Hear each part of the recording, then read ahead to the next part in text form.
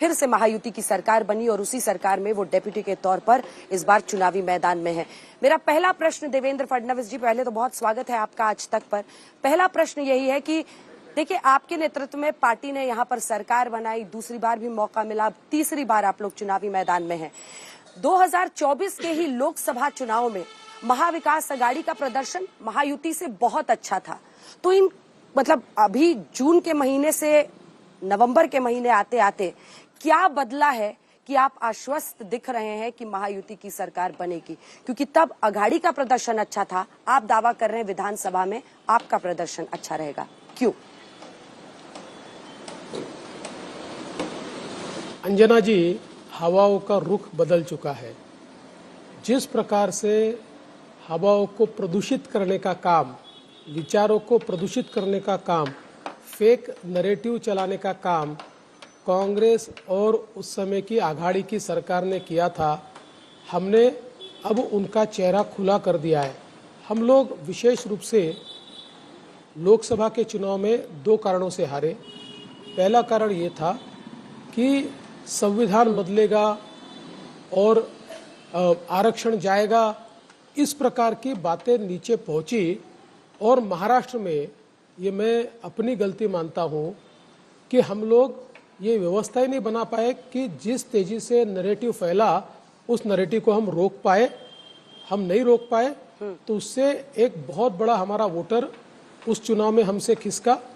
और दूसरी चीज, जिस प्रकार से महाराष्ट्र में वोट जिहाद का प्रयास ये कांग्रेस अघाड़ी सरकार ने किया, मसलन धुलिया जैसी एक सीट, जिस सीट पर 6 में से 5 कॉन्स्टिट्यूएंसी में हम 1,90,000 से आगे थे और एक मालेगांव सेंट्रल में इस प्रकार की वोटिंग हुई कि हम 1,94,000 से पीछे गए और 4,000 वोटों से हारे। ऐसी 12 सीटें हैं जिन सीटों पर 1 या 1.5 अल्पसंख्यक वोटों की सीटों के कारण हमको हारना पड़ा। बाद में हमारे ध्यान में आया कि पूरे तरीके से धार्मिक नेताओं को इस्तेमाल करते हुए, अल्लाह की कसमें देते हुए और धार्मिक स्थलों से आवाहन करते हुए एक प्रकार से वोट जिहाद यहाँ पर किया गया। अब ये दोनों चीजें संभव नहीं है। पहली चीज इसलिए संभव नहीं है कि राहुल गांधी ने अमेरिका में स्टेटमेंट देने के बाद और नागपुर में एक लाल संविधान दिखाया जिसके अंदर कोरे पन्ने थे। अब ये नैरेटिव वैसे भी समाप्त हो चुका और लोग भी जान चुके हैं कि आरक्षण देने वाले मोदी जी, आरक्षण लेने वाले मोदी जी नहीं है। इसलिए वो हमारा वोटर वापिस आ गया है और अब वापिस ये लोग वोट जिहाद का प्रयास तो कर रहे हैं, उलेमाओं के तलवे चाट रहे हैं, लेकिन अब वो एक कॉन्स्टिट्यूएंसी में हो पाएगा। एक कॉन्स्टिट्यूएंसी 5 कॉन्स्टिट्यूएंसी को नहीं हरा पाएगी। इसलिए अब और दूसरा, इसके कारण बाकी लोग भी जाग रहे हैं, क्योंकि कभी भी आप अगर किसी एक कम्युनिटी का अपीजमेंट करेंगे तो नेचुरली दूसरी कम्युनिटी को लगता है कि हम क्या सेकंड क्लास सिटीजन है। इसलिए मुझे यह लगता है कि अब हवाओं ने रुख बदला है। और सबसे बड़ी बात, पिछले 6 महीनों में जिस प्रकार की योजनाओं का क्रियान्वयन हमने किया, जिस प्रकार से इंफ्रास्ट्रक्चर के प्रोजेक्ट तेजी से समाप्त किए और हमने लोगों के लिए वो खुले किए, तो लोगों में एक बड़ी पॉजिटिविटी हम तैयार कर पाए, इसलिए जनता हमको चुन कर देगी। अच्छा, वोट जिहाद आप बार बार कह रहे हैं, तो क्या वोट का धर्मयुद्ध कहने वाले देवेंद्र फडणवीस भी ये मानते हैं कि योगी आदित्यनाथ का बटेंगे तो कटेंगे नारा या प्रधानमंत्री नरेंद्र मोदी का एक है तो सेफ है नारा ही आपको महाराष्ट्र जिताएगा? ये आपके लिए एक सूत्रधार नारा है महाराष्ट्र के चुनाव में?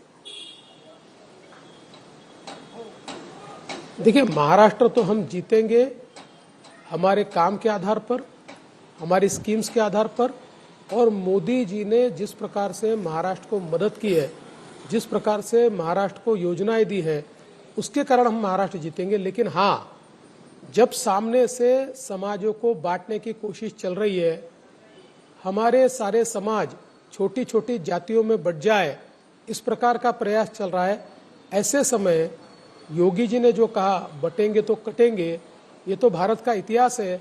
भारत जब भी भाषाओं में बटा है, प्रांतों में बटा है, जब भी भारत जातियों में बटा है, तब तब भारत गुलामी में गया है। जातियों में बटने के कारण ही हम गुलामी में गए।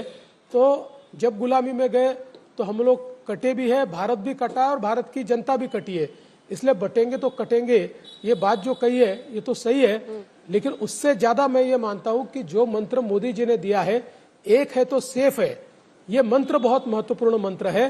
कांग्रेस की जो नीतियां है, जिन नीतियों के तहत समाज को वो तोड़ना चाहती है, उसके खिलाफ मोदी जी का मंत्र है एक है तो सेफ है, और निश्चित रूप से महाराष्ट्र की जनता इस मंत्र को अमल में लाएगी। तो फडणवीस साहब, ये आप अजीत पवार को क्यों नहीं समझा पा रहे? वो तो कह रहे कि ये मंत्र महाराष्ट्र में नहीं चलेगा। आप पंकजा मुंडे को क्यों नहीं समझा पा रहे? अशोक चव्हाण को क्यों नहीं समझा पा रहे? देखिए, मैं बहुत साफ शब्दों में कहता हूं, अजीत पवार जी और अशोक चव्हाण जी ये एक अलग विचार से आए हुए हैं। तो अभी भी कई बार मुझे ऐसा लगता है कि जिन विचारों से वो आए, उन विचारों ने जो एक सूडो सेक्युलरिज्म उनके दिमाग में डाला हुआ है, कभी कभी वो उभर कर बाहर आता है। क्योंकि जब बटेंगे तो कटेंगे ये योगी जी कहते हैं, तो इसका अर्थ वो समझ नहीं पा रहे। तो हम समझाएंगे उनको, आप चिंता मत कीजिए, जरूर समझाएंगे। और मुझे लगता है, मैंने पंकजा जी से बात की, पंकजा जी ने ये कहा कि हम लोग तो विकास के भरोसे जीत रहे। जब उनको पूछा गया कि आप इसके भरोसे जीत रहे हैं, तो उन्होंने कहा नहीं ना, हम तो विकास के भरोसे जीत रहे हैं। तो उनके मन में कोई शंका नहीं है। अच्छा, ये बताइए कि छत्रपति संभाजी नगर का नाम रखना और ऐसे तमाम मुद्दे हैं, लेकिन उससे पहले मैं वापस अजीत पवार पर आना चाहती हूँ। फडणवीस साहब, देखिए, मामला लग रहा है कि आप लोगों का दो तरफ देख रहे हैं महायुति के दो नेता। अजीत पवार की ही पार्टी के टिकट पर नवाब मलिक हो, सना मलिक उनकी बेटी हो, वो टिकट देते हैं, बीजेपी मना करती है फिर भी टिकट देते हैं। ज़ेशान सिद्दीकी प्रधानमंत्री की रैली से दूर रहते हैं। क्या एक रिफ्ट है अजीत पवार के साथ, open rift? There is no rift. प्रधानमंत्री जी की सभाओं में हमने नेताओं को बांट लिया था। पहली सभा में मैं रहा, फिर एक सभा में सीएम साहब रहे, फिर एक सभा में अजीत दादा रहे, एक सभा में तटकरे जी रहे। तो इस प्रकार से हमने अलग अलग सभाओं में अलग अलग लोग जाएंगे तय किया था। इसमें कोई रिफ्ट नहीं है। हाँ, इस बात पर 100% रिफ्ट है कि नवाब मलिक का काम हम नहीं करेंगे। हमने स्पष्ट शब्दों में कहा था कि नवाब मलिक को टिकट मत दीजिए, फिर भी उन्होंने दिया, तो हमने वहां पर शिवसेना का फॉर्म भरा है। हम शिवसेना का काम करेंगे। अगला प्रश्न है कि देखिए, अजीत पवार ने एक और मुद्दे पर आपको एक इंटरव्यू में घेरा है सर। वो कह रहे हैं कि गौतम अडानी की मौजूदगी में पहली बार फडणवीस जी और मतलब आपकी और उनकी बात हुई थी। क्या ये बात सच है? देखिए, मैंने ये स्पष्ट रूप से कहा है कि बैठक निश्चित रूप से हुई। जिस बैठक में शरद पवार जी थे, अमित शाह जी थे, प्रफुल्ल पटेल जी थे, मैं था, अजीत दादा पवार थे, लेकिन इसमें कहीं पर भी गौतम अडानी नहीं थे।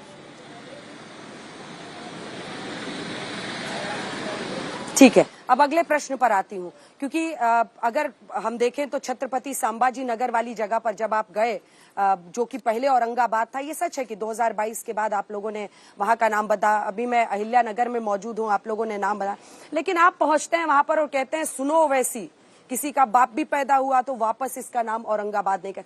क्या धर्म के ही आधार पर ये राजनीति चल रही है?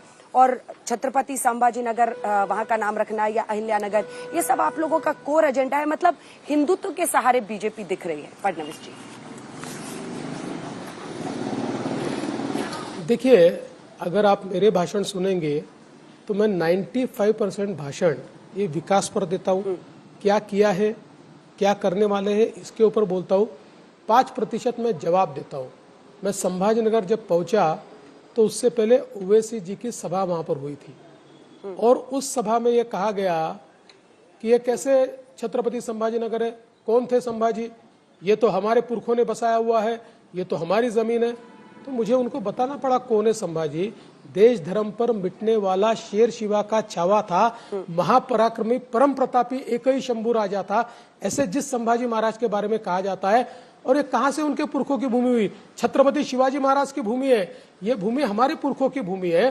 उन्होंने तो रजाकारों के माध्यम से हमारे ऊपर लगातार हमले किए, हमारे माताओं बहनों की अस्मत उस जमाने में रजाकारों ने लूटी है, तो ये कैसे उनकी भूमि हो सकती है? इसलिए उनको मुझे ये जवाब देना पड़ा कि आप इसको वापस औरंगाबाद नहीं कर सकते, ये छत्रपति संभाजी नगर है और छत्रपति संभाजी नगर रहेगा। ये मेरा जवाब था। मैं अपने आप से कोई चीजें बोलता नहीं हूं, लेकिन एक बात तो पक्की है, कोई ईंट फेंकेगा तो पत्थर से जवाब आएगा। That was an India Today Aaj Tak exclusive. Devendra Fadnavis speaking to us about these developments over the recent controversial statements that have been made during the course of the election campaign.